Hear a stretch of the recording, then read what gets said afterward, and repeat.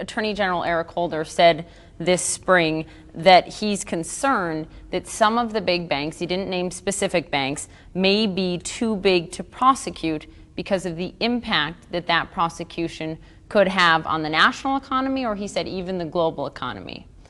Do you agree with him? Does he have a point here? If you get a big enough economic mess for a country, you can't afford to have a big attack on your banks at the same time. So in that sense, he's right. Does that bother you? Does that concern you? Obviously, you guys have positions in these banks, so you don't want to see them prosecuted, but... No, this is my personal opinion. This is not necessarily Warren's or Berkshire's opinion. I think the banks should be more heavily regulated. And there should be fewer things they're allowed to do, and they should do it with more simplicity. I don't think we should have vast derivative books in banks with insured deposits.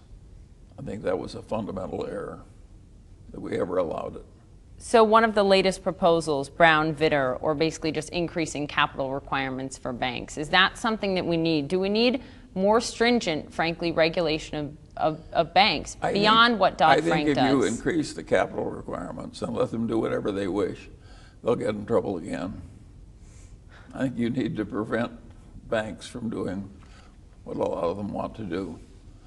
It is so tempting to run a great derivative book and make a lot of money without making any real contribution to civilization or doing much for anybody. Banks will take big issue with like that doing and it. Who talk about the lending that they do. But lending is what banks are supposed to do. That greases the wheels of commerce in the world. Underwriting? I think it would have been okay if underwriting never went near the banks. But in Canada they're allowed to do underwriting. I think it would be okay if they did some ordinary underwriting. It's the trading books that I think is where I think the poison is.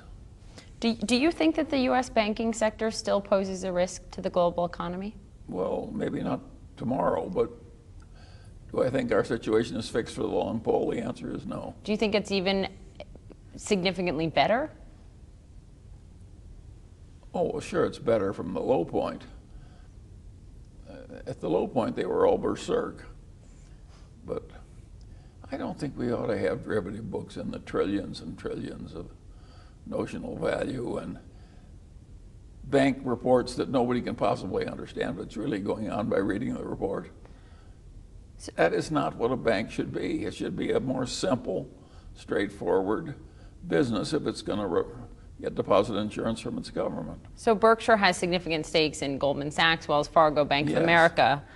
These are banks that participate in what you oppose. Have you ever talked to Warren about, or have you considered on your own pulling out of those investments, or is that... No, we kind of live in the world as it is, and we don't expect the government policy to be the policy that we would make, or the companies we invest in. We don't expect them to agree with us on all subjects.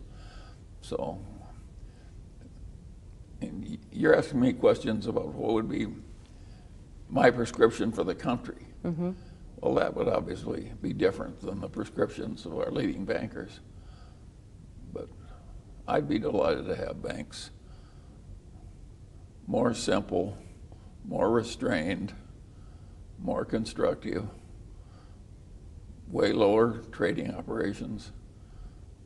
They'd be less... I think an ideal bank is pretty boring. They'd be less profitable.